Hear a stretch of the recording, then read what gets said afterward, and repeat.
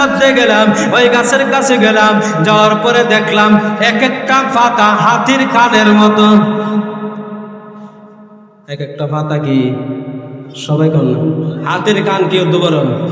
হাতের কান কত বড়? এত বড়। এক একটা পাতা দেখলাম হাতের কানের মধ্যে। আল্লাহর নবী জানায় দেন, তোমরা কি জানো রে,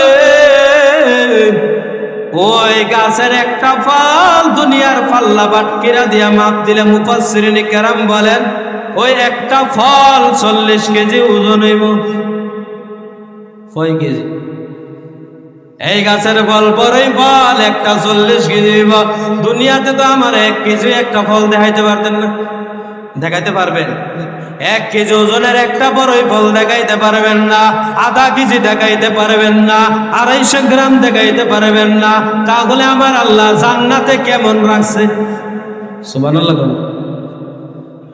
আল্লাহর নবী যখন আল্লাহর সাথে কথা বলতে বললেন, আল্লাহ এবং আল্লাহর রাসূল কথাবার্তা বললেন, গোপন আলাপ করলেন। অনেকে আছে বলে সবকিছু কোরআন হাদিসে নাই, তাহলে গোপন গোপন করলেন কিভাবে?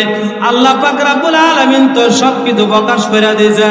আমার নবী বললেন দিনের সবকিছু আমাকে দেয়া সমাপ্ত করছে, কিন্তু অনেকে আছে গোপন রাখা দিয়েছে। এইগুলা হলো বাটফার। এগুলা কি? আল্লাহ কয় দিন আমি সবকিছু পরিপূর্ণ করে দিয়া গেলাম, আর কিছু কয় তারা নাকি গায়েবী কিছু আছে, এগুলা জাহির করে না, এগুলো বিলা বাতিনি। আপনার এই নিমগুলো আছে, বলেন না নাউজুবিল্লাহ। বাতিনি কোন এলেম আছে? বলেন সবকিছু জাহির। সবকিছু কি? সবকিছু উম্মতরে জানাই দিছে না? সবকিছু জানাই দিছেন। ইসলামের যা কিছু আছে পরিপূর্ণ ইমানদারদেরকে, মুসলমানদেরকে, উম্মতদেরকে সব কিছু জানায় গেছেন। বলেন সুবহানাল্লাহ। আমার আল্লাহ মুহাম্মদুর রাসূলুল্লাহ সাল্লাল্লাহু আলাইহি ওয়াসাল্লামের সাথে কথাবার্তা বললেন। বলার পরে আমার নবীকে 50 ওয়াক্ত নামাজ দিছে, গিফট উপহার দিছে। কয় ওয়াক্ত নামাজ? সবাই কয় না, কয় ওয়াক্ত? 50 ওয়াক্ত নামাজ দিছে। 50 ওয়াক্ত নামাজ নিয়া আমার নবী বড় খুশি, বড় আনন্দ হয়ে গেলেন। আনন্দ হইয়া রওনা দিয়ে দিলেন 6 নম্বর আসমানে। কোন নবী বলছিলাম মনে আছে নেই?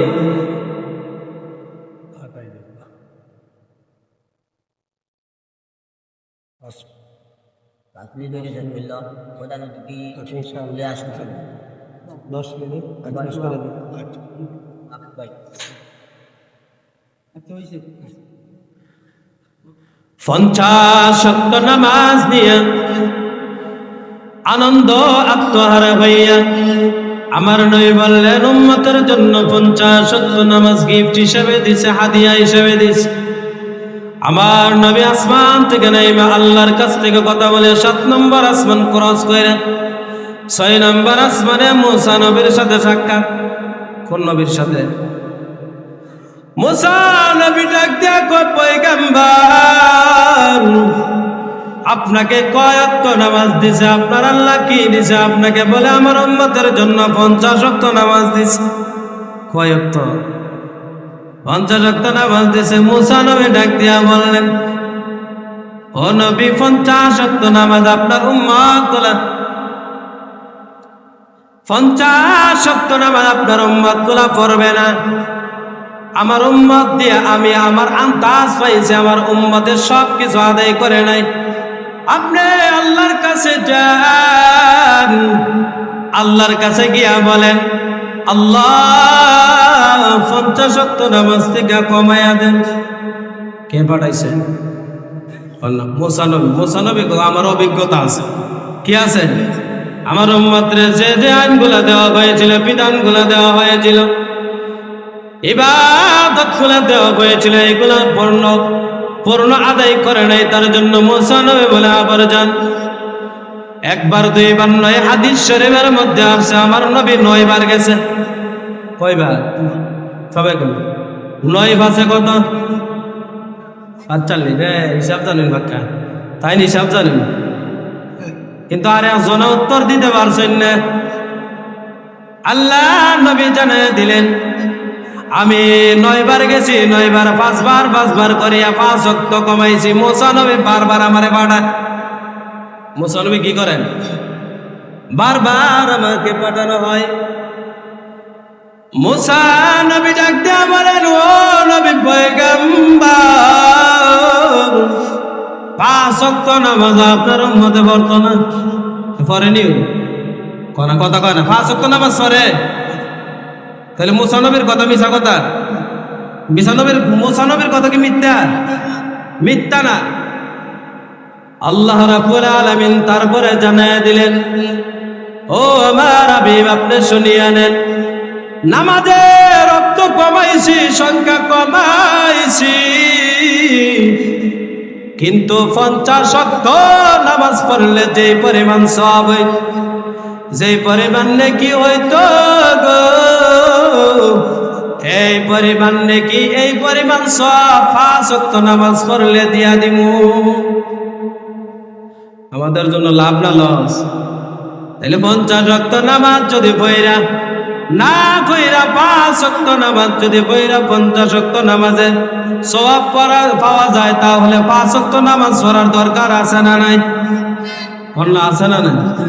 নবীজি কত কষ্ট কইরা তায়েফের ময়দানে মায়ের কাইয়া, নিজের আত্মীয় স্বজনের কাছে নির্যাতন, জুলুম হয়ে, জুলুমের আঘাত পেয়া কত নির্যাতন করলো, তারপরে মেরাজ করালেন।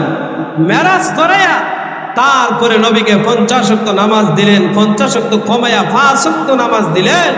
আল্লাহ বলেন, বান্দা, আমি আপনাকে, আল্লাহ বলেন, নবী, আমি আপনাকে মেরাজ করালাম আরশে আজিমের মেহমান বানায়া, আমার বাড়ির মেহমান বানায়া, আর আপনার উম্মতকে প্রতিদিন 5 বার নামাজের মাধ্যমে মেরাজ করায় দেব।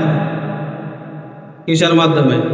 সেজদা দিতে হইব, রুকু দিতে হবে, তাসবিহ তাহলিল পড়তে হবে। তাহলে আমাদের পড়ার দরকার আছে না নাই? হ্যাঁ? তাহলে আমরা যারা আছি, আর মাত্র 7 মিনিট কথা বলবো। কয় মিনিট? হুজুরের বয়ান তো কথা বলা ঠিক, তারপরে বলতেছি 7 মিনিট কথা বলবো ইনশাআল্লাহ। কিছু কিছু মানুষ আছে, খেয়াল করবেন, আল্লাহর নবী সাহাবীদেরকে নিয়ে বসছেন এক জায়গার মধ্যে। বসার পরে সাহাবীদেরকে বলতেছেন, ও সাহাবীরা, সবচেয়ে দরিদ্র, সবচেয়ে গরিব, সবচেয়ে অসহায় মানুষ কারা? আল্লাহর নবীকে এক একজন সাহাবী বলতেছেন, এইভাবে বলতেছেন। সাহাবীরা বলতেছেন, ইয়া রাসূলুল্লাহ, ইয়া হাবিবাল্লাহ, নবী গো, যার টাকা নাই, পয়সা নাই, বাড়ি গাড়ি নাই, তাদেরকে সবচেয়ে গরিব বলা হয়, সবচেয়ে অসহায় বলা হয়, সবচেয়ে দরিদ্র বলা হয়। আল্লাহর নবী সকল সাহাবীদের কথা শোনার পরে আমার নবী জানিয়ে দেন, কিয়ামতের ময়দানে, ও সাহাবীরা, কিয়ামতের ময়দানে কারা গরিব হবে জানো নি? বলে, তারা সবচেয়ে গরিব হবে যারা, মানুষের অনেক মানুষ আছে, নামাজ নিয়ে উঠবে, যাকাত নিয়ে উঠবে, হজ নিয়ে উঠবে, প্রতি বছরে বছরে হজ করব, কিন্তু মানুষের হক মাইরা গাইব। আছে না নাই? আছে না? নামাজ হইরা কপালের মধ্যে দেখবেন কালো খড় ফলাই দেয়, কালো দাগ ফলাইয়া দেয়, কিন্তু পরে রক মাইরা দইছে। আছে না এরকম? আল্লাহর নবী সাহাবীদেরকে বললেন, ও সাহাবীরা, শুনিয়া নাও, কিয়ামতের ময়দানে তারা হজ নিয়া, যাকাত নিয়া, নামাজ নিয়া উঠবে, কিন্তু তারা সবচেয়ে অসহায় থাকবে, গরিব থাকবে, সবচেয়ে দরিদ্র থাকবে।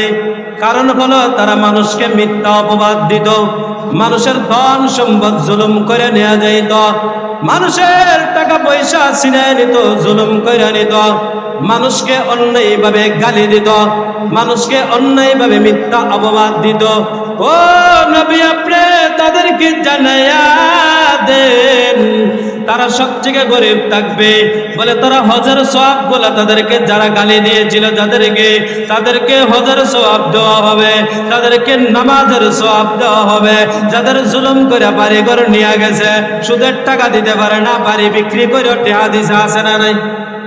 নাই এরকম অনেক মানুষ সুদের লেনদেনের কারণে বাড়ি ঘর ছাইড়া গেছে, এরকম আছে না নাই? বাড়িঘর ছাইরা টাউনে উঠছে, বস্তির মধ্যে উঠছে, তারপরে সুদের টাকা দিতে পারে না লেনদেনের কারণে। নবী জানাইয়া দেন যে তারা এমন অবস্থা হবে, তাদেরকে একবারে গরিব বানানো হবে, তাদেরকে গালি দেওয়া হয়েছে তাদেরকে সওয়াব দেওয়া হবে, তাদেরকে জুলুম করা হয়েছে তাদের উপরে ওই ব্যক্তি তাদের সওয়াব দেওয়া হবে।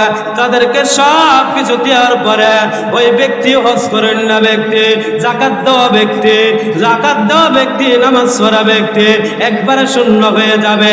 কিছু মানুষ কাতারের মধ্যে দাঁড়ায় থাকবে, তারা বলবে ইয়া রাব্বি কারীম, আমরা তো এখনো ওই ব্যক্তির কাছে টাকা পাও না, যে এখনো আমি তার কাছে জমির টাকা পাই, এখনো সে আমাকে গালি দিছিল, এটার বদলা নেওয়ার দরকার।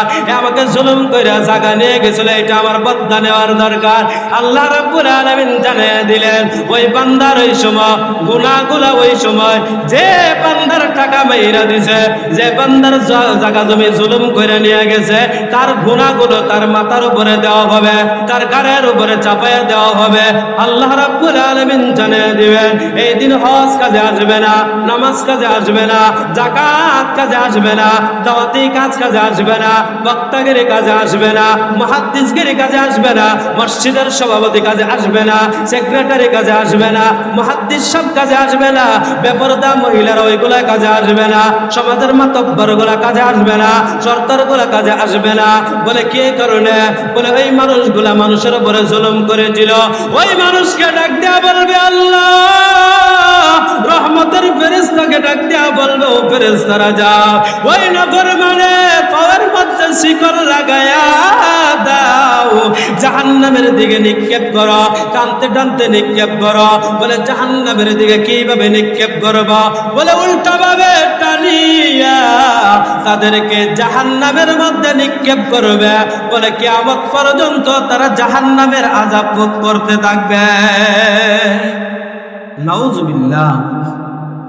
তাহলে যারা মনে করেন 1 টাকা খাইছেন মানুষের, এটা আরেকজনের হক, এটা কি সব গুনাহ আল্লাহ মাফ করে দিব, কিন্তু বান্দার হক মাফ করে না।